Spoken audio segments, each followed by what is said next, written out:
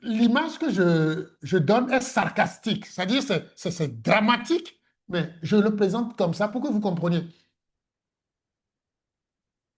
Or, normalement, la gendarmerie, la police et autres devaient protéger l'innocent.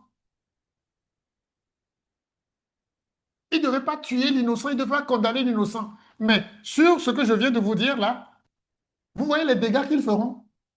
Ça veut dire que les indications de l'agressé, de la victime avant de mourir, devaient être abandonnées tout simplement. Parce que si on doit utiliser son indication, on va décimer la population.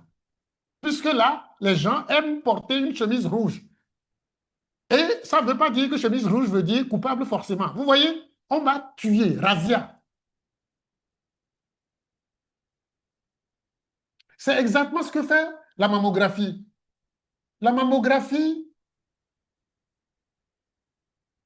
pour sauver une vie de cancer de sein, c'est incalculable le nombre. Le meilleur chiffre que les gens ont trouvé, c'est les gens de Cochrane, en Suisse, je crois, non bien au Danemark. Au Danemark, c'est 1 sur 1 500. C'est-à-dire, il faut bombarder 1 500 personnes pour sauver une personne. C'est-à-dire, il faut tuer 1 500. Si je dois être cru, il faut tuer 1 500 pour sauver une personne. Vous voyez comment c'est grave? Le meilleur chiffre qu'ils ont eu. Est-ce que, honnêtement, dépister avec la mammographie, ça vaut la peine? Ceux qui sont médecins, gynécologues et autres qui m'écoutent, qui s'essayent de réfléchir un peu, ils cherchent ce que je dis. L'étude est, on appelle ça Cochrane. Il y a plusieurs études comme ça. Le meilleur, mais je vous dis, des fois, dans certaines études, c'est 1 sur 5000. Ça dit c'est incalculable. Ça veut dire que la mammographie ne peut pas sauver de vie. Et pourquoi le faire? Et bombarder des gens innocents sains. Sachant que le NPT est incalculable, le nombre de patients à traiter, vous venez de comprendre que le meilleur, c'est 1 sur 1 500. C'est presque zéro. Maintenant, la mammographie a des risques. Vous venez de lire ça tantôt. Ça a des risques. Vous savez ce que c'est? Quand on bombarde 2 personnes, 1 sur 2 va faire une biopsie inutile. Vous voyez déjà un peu?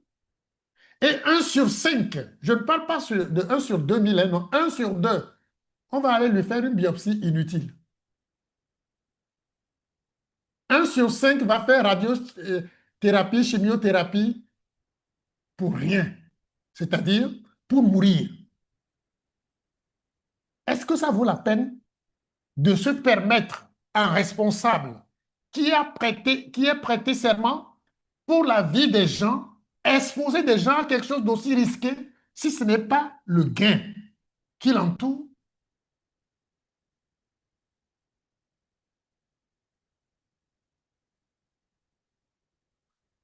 Hein, si ce n'est pas le gain qui l'entoure, est-ce qu'on doit, en personne, avec un peu d'humanisme,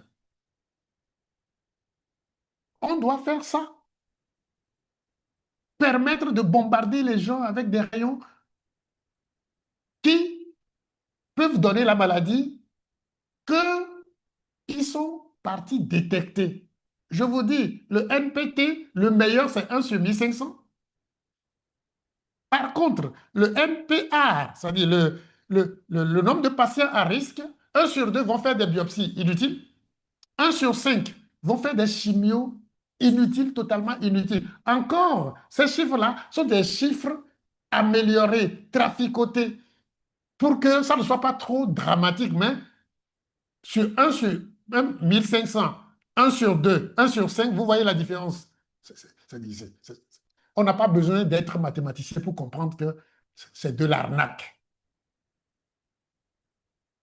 Et c'est criminel. La mammographie ne sauve aucune vie. Puisqu'après la mammographie, des fois même, on est obligé, lorsqu'on suspecte quelque chose, de refaire une deuxième mammographie avec un deuxième avis. Ou bien des fois, au lieu de faire ça, un deuxième radiologue va lire pour voir, pour qu'on cherche à faire une biopsie.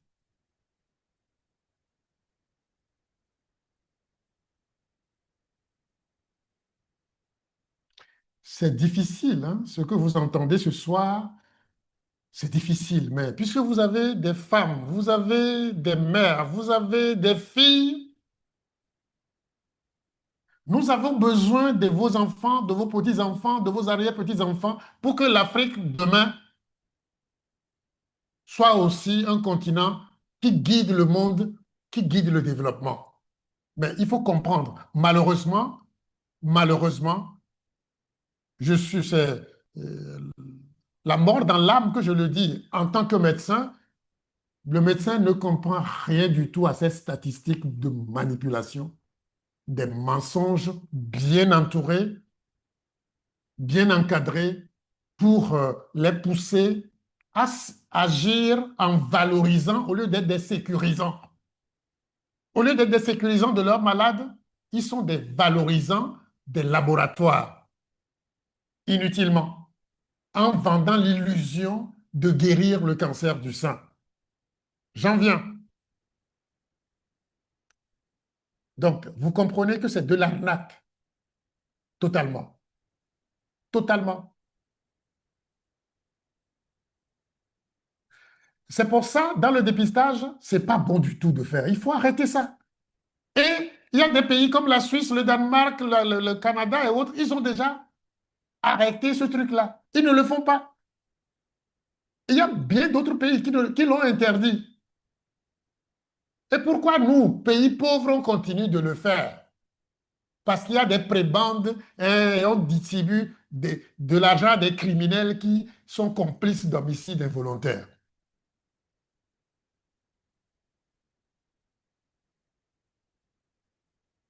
Je pourrais protéger ma fille seulement avec ces informations et me taire. Mais c'est une, ça ne vaut même pas une goutte d'eau dans la mer.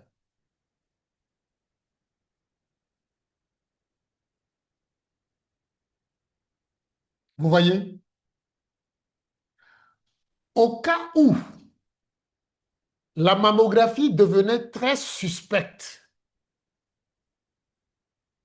où on est obligé d'aller faire une biopsie pour le confirmer, parce que on vous dit ça souvent aussi, hein, le diagnostic est anatomo-cytopathologique. Le diagnostic est anatomo-cytopathologique. Quand on se dit ça là, les gens bombent le torse comme s'ils veulent devenir des bossus. Alors que j'en viens sur l'anatomopathologie. J'en viens. Vous voyez déjà que le cancer, tel qu'on le présente, n'est pas une chose fréquente. Elle est très, très, très rare. Et d'ailleurs, c'est pourquoi, quand ils ont organisé le dépistage du cancer du sein, les cardiologues se sont réunis, ils se sont dit, mais tiens, mais les maladies cardiovasculaires sont les maladies qui tuent plus. Mais pourquoi pas nous? Et eux aussi, ils ont lancé hein, des journées de quoi? Campagne d'hypertension tueur silencieuse. Vous voyez, hein, les menteurs se reconnaissent et puis s'associent. Le cardiologue aussi, puisque l'oncologue, le gynécologue, le radiologue ont trouvé leur part. Alors que leur truc là, c'est infime. Ça n'a pas de sens. Donc, il faut que le cardiologue aussi, qui au moins reconnaît que les gens meurent plus de maladies cardiovasculaires que de ces choses-là. Donc, lui aussi, il a revendiqué. Voilà comment eux aussi sont venus à organiser des journées du cœur, de l'hypertension. Vous voyez, mensonge, mensonge, mensonge. pour un tueur supposé silencieux. Pauvre hypertension. Si vous avez crucifié Dieu, ce n'est pas l'hypertension qui vous sera difficile. Et ça, c'est ce qui se fait. Hein? Que l'hypertension nous pardonne. Comme quand les chrétiens le disent, que Jésus nous pardonne. Hein? L'hypertension paye pour nos erreurs, nos tares. Vous voyez? Et quand les cardiologues ont fait le leur, hein, les diabétologues vont faire aussi leur part. Les rhumatologues vont dire que, ben, vous voyez, épidémie de mensonges. Passons. Imaginez que la radio montre des lésions suspectes. Mais avant que je ne parle de ça, de, de l'anatomopathologie, vous savez, le dépistage organisé, systématique que les gens font là, c'est ça qu'il faut bannir. Ça ne sert à rien. Et c'est pour ça, dans les pays, le dépistage organisé ne se fait plus. Maintenant, il y a le dépistage organisé et le dépistage individuel.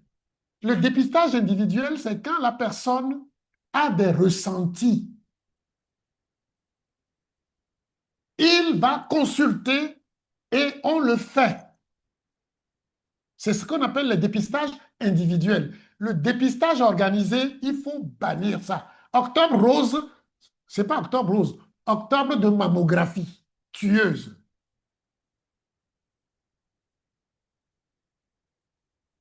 Mais puisque c'est déjà là, on va parler plutôt d'octobre de tété. Si on change ça comme ça, c'est bien. Hein? Les célibataires, les femmes célibataires, bon, elles vont aller, on va les téter correctement.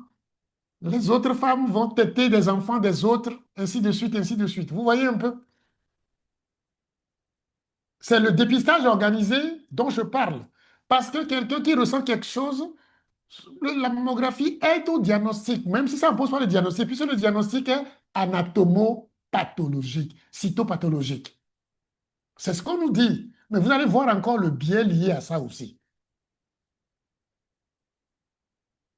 Donc, vous voyez, dépistage organisé, Octobre Rose, là, il faut mettre une croix là-dessus. Nos États ne doivent pas se payer ce luxe-là. Revenons à l'anatomopathologie. Quand la lésion est suspecte, il faut aller prélever les cellules du sein et l'analyser en anatomopathologie pour confirmer qu'il y a des cellules cancéreuses. Mais le mal, ce que je vais vous dire, ça va vous faire froid au dos. Ça rejoint pourquoi il faut transformer Octobre Rose en Octobre de tété.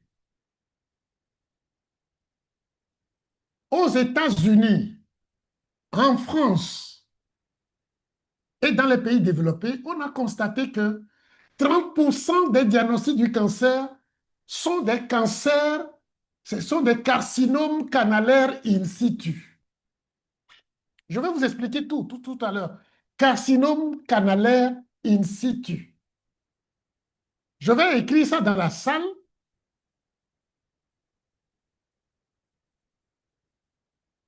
Non, je me suis trompé de... Je vais écrire ça dans la salle. Carcinome canalaire in situ. Carcinome canalaire in situ. Donc, vous comprenez avec moi que les femmes qui n'ont pas fait d'enfants sont plus exposées, les femmes qui n'ont pas fait téter leurs enfants sont plus exposées, et les femmes qui ont fait moins d'enfants sont plus exposées au cancer. Donc, j'ai dit 30% des cancers, lorsqu'on en trouve, c'est le carcinome canalaire in situ. Ou bien, on l'appelle encore carcinome intracanalaire. On l'appelle encore carcinome intracanalaire du sein.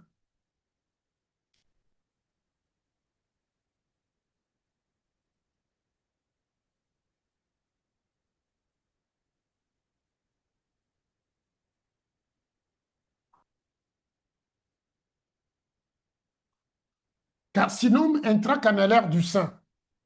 C'est la même chose. Le canalaire in situ ou bien l'intracanalaire c'est la même chose.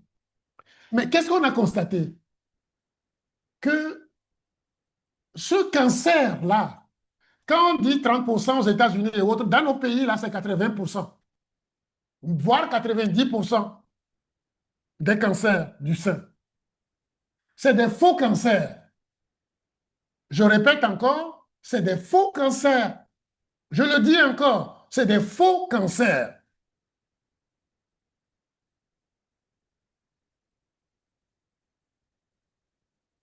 Et quand je parlais tout à l'heure, j'ai dit que j'ai connu des gynécologues qui se sont fait enlever le sein, soigner pour un cancer qu'elle n'avait pas. C'est quand la personne m'a présenté le dossier, m'a raconté le truc, j'ai dit, mais c'est pas un carcinome intracanalaire ou bien un carcinome canalaire in situ. La gynécologue m'a dit oui. J'ai dit, ah ben, ce n'est pas un cancer, vous n'avez jamais eu un cancer. Alors qu'elle croyait avoir survécu 8 ans. Déjà en ce moment-là, quand je la rencontrais. Vous voyez comment, quand on est ignorant, le carcinome intracanalaire ou bien le carcinome canalaire in situ, c'est quoi en fait? C'est des calcifications du lait dans les tuyaux qui conduisent le lait chez la femme. C'est-à-dire, le truc se calcifie. Le lait se calcifie dans les tuyaux, dans les canaux galactophores. Ça se calcifie, des petites calcifications. Et quand on voit ça, on dit, ah, on va prélever, l'anatomopathologiste dit, oui, c'est un carcinome intracanalaire ou bien c'est un carcinome canalaire in situ. Oh, c'est le grand patron, hein, anatomopathologie. Vous voyez la gravité? Et c'est ces gens-là qu'on soigne pour dire que oui, on soigne des gens, on guérit des gens, on pose des diagnostics, tout, on guérit des gens, mais du n'importe quoi. La calcification, là, si je veux donner les détails aujourd'hui, on ne quittera pas ici jusqu'à demain. Mais c'est que n'importe quoi. Heureusement, il y a une dame, le professeur Laura Esserman. Laura, c'est une Américaine. Quand elle a constaté que mais la plupart des cancers que les gens disent guérir aux États-Unis et autres, les 30%, c'est toujours les mêmes choses. Elle a voulu vérifier, voir. Ils ont fait des études pour laisser des gens chez qui on ne fait pas de traitement du tout, on ne fait rien. Et les gens vivent plus longtemps que ceux qu'on a traités. C'était suspect. Et elle a poussé cette étude au point où elle a demandé à dire de rebaptiser ces cancers-là, ces supposés cancers-là, en tumeurs épithéliales indolentes. Je vous écris le nom des faux cancers-là que les gens disent guérir. Tumeurs épithéliales indolentes. C'est-à-dire, si vous n'allez pas faire une mammographie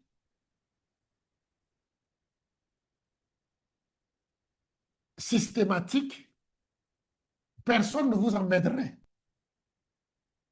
Donc, le professeur Laura Esserman a demandé de rebaptiser ça parce que c'est des faux diagnostics de surestimation qui amènent à soigner des gens pour des maladies qu'ils n'ont pas, alors que la chimiothérapie n'est pas anodine, la radiothérapie n'est pas anodine. Vous voyez un peu le diagnostic, on te bombarde pour des trucs bizarres, bizarres, on t'enlève le sein pour rien, on t'empoisonne Et elle a demandé qu'on rebaptise ces cancers intracanalaires. Ce que je vous dis, mais ça fait froid au dos. Pour ce qui est vrai, supposé vrai, il y a trop de faux dedans. Et maintenant, on fait des dépistages organisés encore pour créer des problèmes à des gens.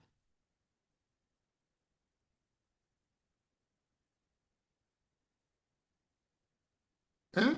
On doit s'indigner. C'est révoltant. C'est révoltant.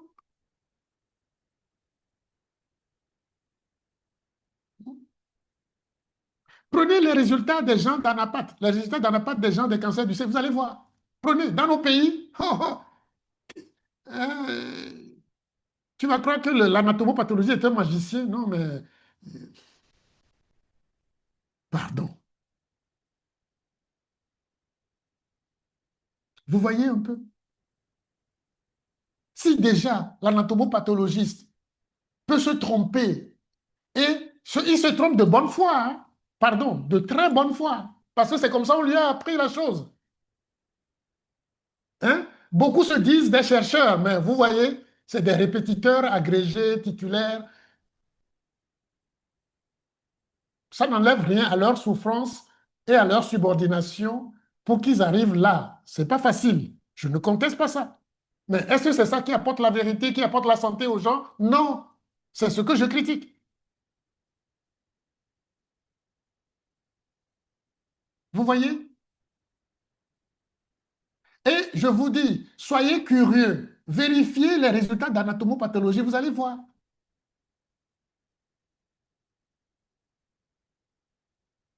Quand même. Je vous ai parlé du cancer de l'intervalle. Je vous ai dit que cancer de l'intervalle, c'est mammographie qui donne ça. Mais je vais vous dire quelque chose aussi qui est dans le langage de mensonge que les gens utilisent. Quand ils disent, pour quelque chose détecté tôt, il n'y a plus de chance de guérir. Je vous ai expliqué tout à l'heure, pour avoir une chance, c'est la chance d'une dame de 95 ans de mourir d'un cancer qu'il donne. Mais il y a quelque chose qu'on appelle le temps d'avance au diagnostic. Imaginez que deux dames ont un cancer du sein. Quand je peux dire, ils ont un cancer du sein en 1990, les deux. Et puis, en 2005, dans le dépistage systématique, une s'est dépistée et on lui a trouvé le cancer. J'imagine un vrai cancer. Et on lui fait les traitements chimiothérapie, radiothérapie en 2005. Et finalement, elle meurt en 2016. On va dire que oui, le traitement lui a permis de 2005 à 2016 de vivre 11 ans. Donc, elle a été guérie et autres, blablabla. Bla, bla. Mais la deuxième personne, sa jumelle, elle n'a pas fait de mammographie, rien du tout. Et puis, en 2013, en 2012 ou 2013, elle avait quelques problèmes et puis là, elle va et on fait le truc, on trouve le cancer du sein en 2013. Les deux meurent en 2016, 2015-2016. Les deux meurent au même moment. Vous voyez, on va vous dire que celle qu'on a soignée depuis 2005 a survécu 11 ans, alors que celle qu'on a soignée à partir de 2013 n'a fait que 3 ans. Vous voyez comment on ment aux gens? Alors que si vous voyez le début de leur maladie, il n'y a pas de différence. On appelle ça le temps d'avance au diagnostic. Et ça, le médecin n'est pas au courant. Il ne sait pas. Et avec ces chiffres-là, de faux chiffres statistiques manipulés, on pousse les gens à aller faire la mammographie, soi-disant pour faire un dépistage, un diagnostic précoce pour supposément traiter un cancer dont ils ne connaissent rien. Vous voyez comment on manipule? Mais quand vous voyez tout ce qu'on fait là, ce qui est constant dedans, c'est l'argent, les analyses et autres, les dépenses que les gens font, ça c'est constant. Mais en année de vie gagnée, je viens de vous donner un exemple tout à l'heure, rien du tout. Au contraire, la personne qui a fait son truc à partir de 2005, si vous voyez sa souffrance avant que l'autre en 2013 ne commence aussi par manifester des signes, il n'y a rien. C'est une souffrance de plus. Pourtant, on vous dit que diagnostic posé tôt, traitement, les résultats sont meilleurs. C'est parce que nous sommes ignorants des faits statistiques, des interprétations, des risques réels et des risques relatifs qu'on nous manipule.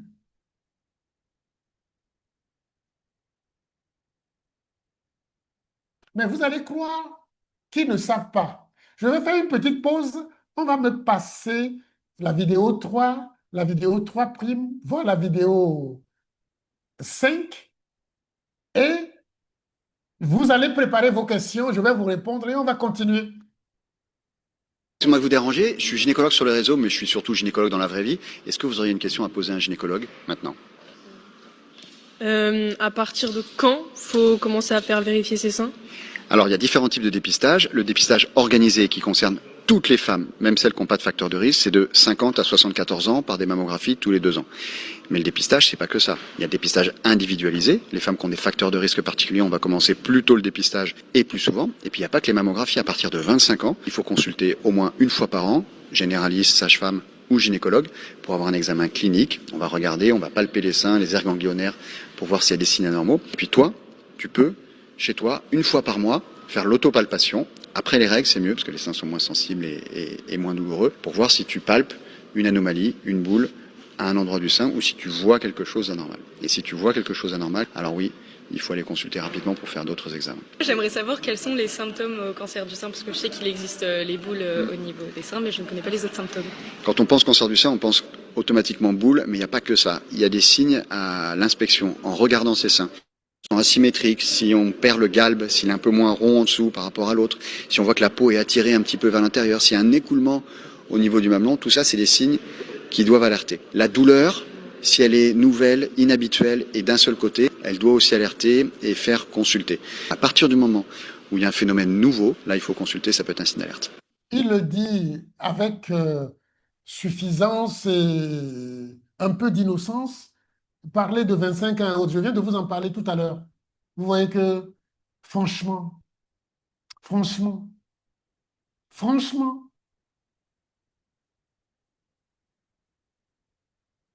et c'est ça qu'on a. Il récite très bien les signes et autres, hein, même la galactorée, les saignements par le... Ça, c'est des signes suspects, oui, on voit. Mais faire un dépistage à 25 ans, vous voyez comment on est criminel?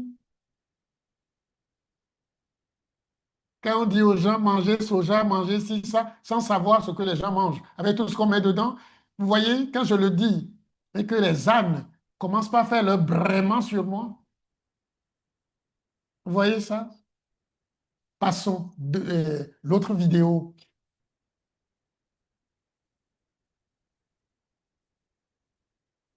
Et depuis qu'on a ces méthodes de traitement modernes, le dépistage n'a plus aucun intérêt.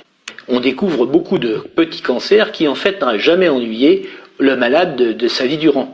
Elle avait un cancer, elle l'ignorait, et ce cancer l'aurait toujours ignoré toute sa vie. Elle serait morte avec son cancer, mais pas de son cancer. Ah, c'est ça, ok. Et malheureusement, quand on dépiste, personne n'ose ne pas traiter. Et donc, le dépistage est un gros inconvénient parce qu'il entraîne des traitements. Et ces traitements ne sont pas anodins. Et ces traitements peuvent même tuer les gens. La chimiothérapie, très rarement, mais 1 à 2 fois pour cent, tue le malade. La question qu'on peut se poser, du coup, c'est pourquoi est-ce qu'on promeut ce type de dépistage malgré cette abondance de surdiagnostic? Alors, c'est un problème politique et financier. Alors, c'est d'abord un problème politique. Ah bon? Oui, parce que les organisations qui sont pour la médecine sociale et pour le droit des femmes disent c'est la seule politique spécifiquement dédiée aux femmes que l'on peut leur proposer. C'est le seul avantage que l'on leur donne. Donc finalement, ce qu'on peut dire par rapport à Octobre Rose, donc qui arrive très prochainement, c'est que finalement c'est une arnaque. C'est une totale arnaque. Et c'est vraiment triste pour ces pauvres femmes qui y croient. Ils sont sincères, j'en ai vu plusieurs, et ça me fend le cœur. Ne faites des mammographies que si vous avez des signes d'appel, et non pas parce que vous recevez une lettre et qu'on vous dit que c'est gratuit. Okay. Quand c'est gratuit, c'est vous le produit. Et depuis... Quand c'est gratuit, c'est vous le produit. Hein? Quand c'est gratuit, c'est vous le produit. Vous voyez, il a été très mesuré pour ne pas s'attirer les foudres en arrangeant les mots, mais il a sorti le truc. C'est de l'arnaque totale. Octobre Rose. C'est de l'arnaque totale. C'est ce que je vous dis. C'est de l'arnaque. Parce que, c'est-à-dire, le problème, c'est le problème des statistiques, des études qu'on amène pour convaincre les gens, les médecins, à faire ce qu'on veut d'eux. Au lieu d'être des sécurisants, ils sont des valorisants des laboratoires. Mais c'est toute la faculté, nos facultés de médecine qui sont des valorisants des laboratoires. Ils ne sont pas sécurisants du tout. Vous voyez? C'est cet éveil-là que je voulais apporter. Arrêtons ça. Arrêtons ça. La troisième vidéo. Écrivez vos questions, hein, je vais répondre. La troisième vidéo. Le cancer du sein, il faut bien comprendre que le cancer, la maladie cancéreuse est une maladie qui rapporte de l'argent. C'est sûr que c'est abominable à entendre pour quelqu'un qui souffre et qui a peur de mourir, ou qui a peur de sortir cruellement handicapé après une prise en charge multidisciplinaire, que ce soit pour un cancer du sein ou pour un cancer de l'utérus ou même de la prostate. Hein. De savoir que des gens se frottent les mains en sachant qu'il y aura un certain nombre de cancers du sein tous les ans, c'est absolument abominable et c'est pourtant la réalité. Alors la réalité, on la rencontre de manière extrêmement prosaïque. Hein. Vous avez qu'à regarder ce que c'est que Octobre Rose. Octobre Rose, ça a conquis tout l'Occident. Toutes les femmes, on leur dit de mettre un petit ruban rose. Vous avez même les présentatrices de télé qui ont des rubans roses. Tout le monde met des petits foulards roses. Octobre Rose vous propose d'acheter des foulards Octobre Rose. Là, je suis allé acheter mes courses samedi soir et le gars m'a demandé à la caisse si je voulais faire un don à Octobre Rose. Et il n'a pas compris pourquoi je me suis foutu en colère. Mais bon, je suis peut-être passé pour un grand malade. Mais il faut comprendre qu'Octobre Rose est une marque déposée. Octobre Rose appartient à une boîte américaine qui s'appelle Breast Cancer Awareness Month. Et à la fin, vous mettez le C du copyright. Parce que c'est une boîte privée. Il y a des droits d'enregistrement sur Breast Cancer Awareness Month. Alors évidemment, Cancer Awareness Month, c'est pas très vendeur en France. Alors on a inventé Octobre Rose. Voilà. Et Octobre Rose, en quoi a poussé les femmes à toute force à faire des mammographies dans tous les sens pour pouvoir faire des détections précoces de cancer du sein. Et derrière, après, évidemment, pourquoi est-ce que ça intéresse Breast Cancer Awareness Month? Parce que Breast Cancer Awareness Month appartient à AstraZeneca. AstraZeneca vendant du... AstraZeneca, encore. AstraZeneca, comme le Covid. Continuez. Et on a bouclé la boucle. Alors vous me direz, mais oui, mais on n'a pas le droit d'être contre la mammographie de dépistage systématique.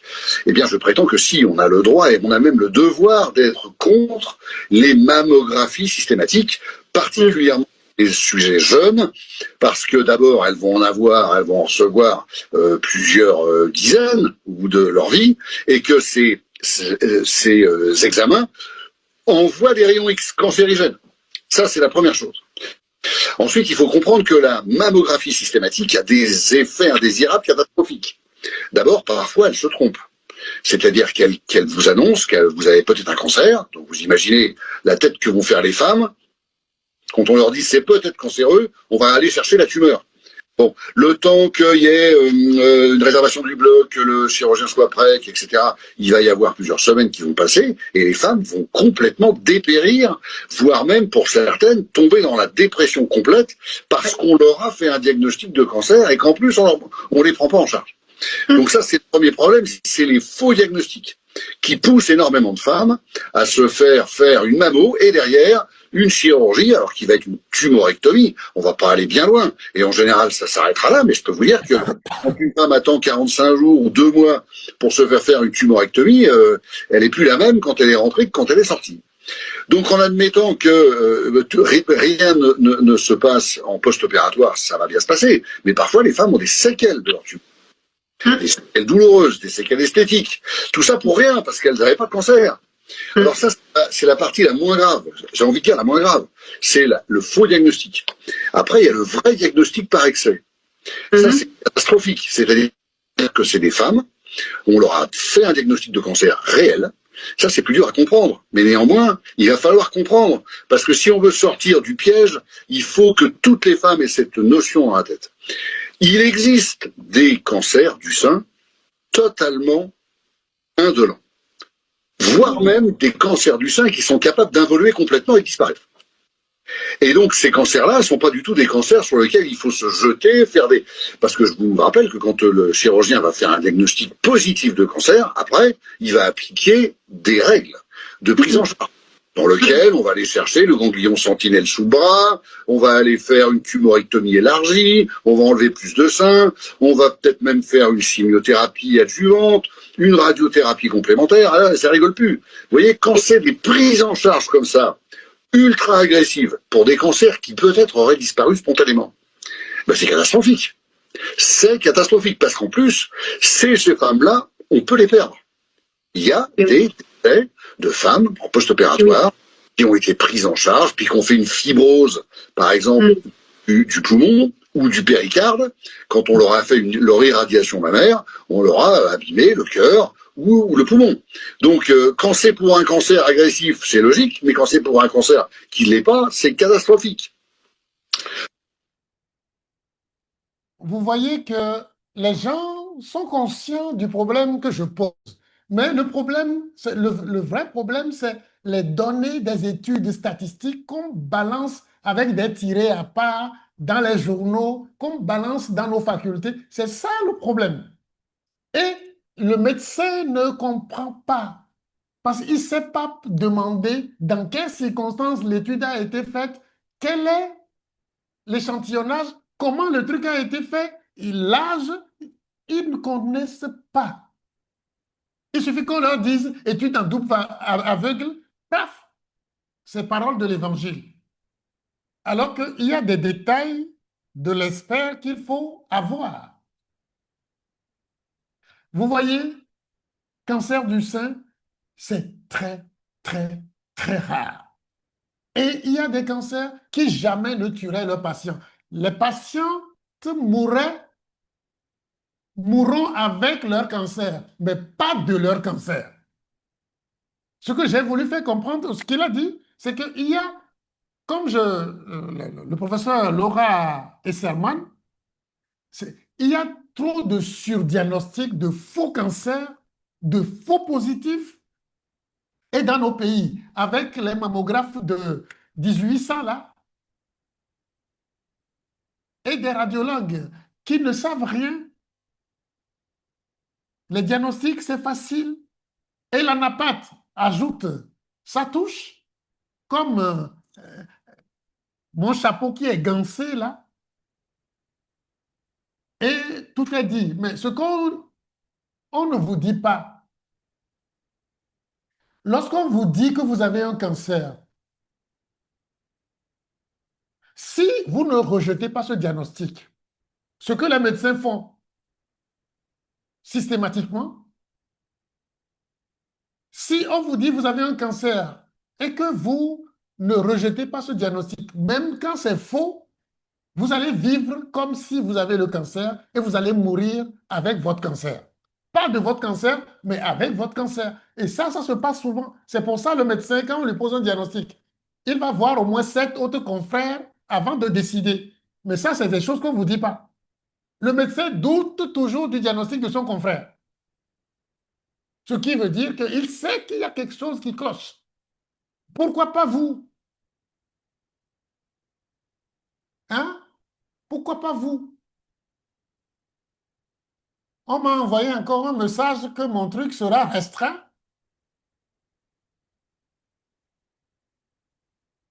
Bien, les vérités dérangent parce que mammographie et autres, c'est argent. Parce que ça crée des niches pour vendre les médicaments et diviser des prébendes. Mais ça ne nous empêchera pas de dire la vérité. Vous voyez? Ils sont conscients qu'on ment aux gens. Ce n'est pas parce qu'il y a une plaie sur un sein que le sein est cancéreux, forcément. Vous voyez? Il y a des questions, dis-moi, que ce soit sur TikTok, sur YouTube, ou bien dans la salle.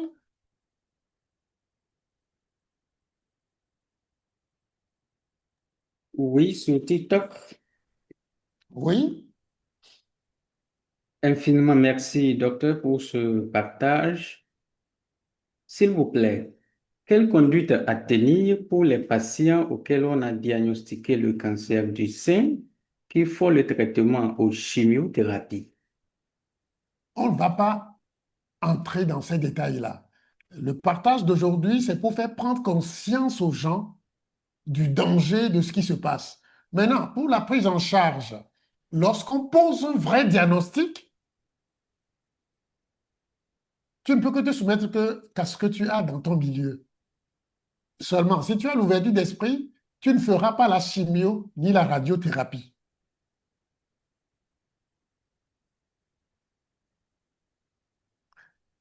Et je le redis, le cancer du sein, comme des autres, en dehors de la radiation, c'est l'alimentation qui présente l'environnement propice à la chose. Donc, quand on t'annonce un truc comme ça, la première des choses, c'est de changer de comportement. Il faut savoir que tout le comportement que tu avais eu avant, ce que tu mets sur la peau, les vernis que tu mets sur les ongles, les rouges à lèvres, tout cela, les pâtes dentifrice que tu utilisais, tous ont concouru à ce que tu as. Donc, la première des choses, c'est de changer d'habitude, de quitter ton environnement où tu as eu le cancer, d'aller dans un milieu où tu vas réapprendre à vivre naturellement. Déjà, quand tu fais ça, tu verras que tu vivras plus longtemps qu'avec ta chimiothérapie et ta radiothérapie. Je ne dirai pas plus. Parce que pour des cas vrais et comme ça, il vaut mieux que la personne nous consulte. Mais vous le savez, il n'y a pas cancer sans acidose. Et vous comprenez? Autre question?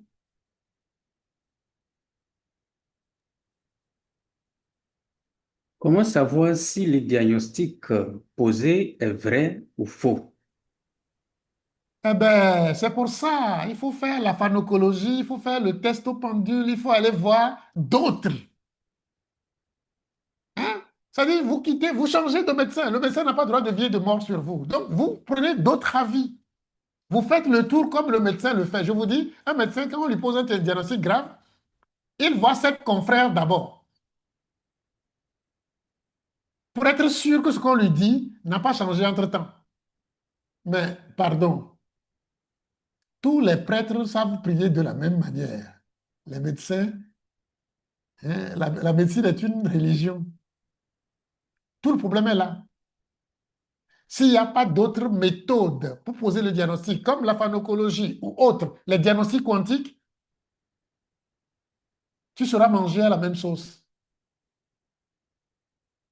Malheureusement. Je viens de vous dire, même on vous pose un vrai diagnostic anatomopathologique de cancer. Cancer, carcinome canalaire in situ. Certifié. Mais c'est un faux cancer qui ne te tuera jamais. Mais quand on va te le soigner avec la chimio et la radiothérapie, c'est ça qui aura raison de toi. Tu vois un peu? Donc, voilà. Sur ça, je ne donnerai pas trop de détails. C'est qu'il faut repenser tout, mais c'est votre mode de vie qui vous expose au cancer. Si on pose un diagnostic de cancer, ce que je dis sur le cancer du sein vaut pour le cancer de la prostate. La mammographie, c'est comme le PSA. Je le répète, la mammographie, c'est comme le PSA. Je dis encore, chez l'homme, la mammographie, c'est comme le PSA qui a de bonnes oreilles. Écoute, la mammographie, c'est comme le PSA. Je ne dirai pas plus là-dessus. Ça veut dire que ça donne autant de faux. Le PSA donne autant de faux que la mammographie. Et ça ne sauve aucune vie.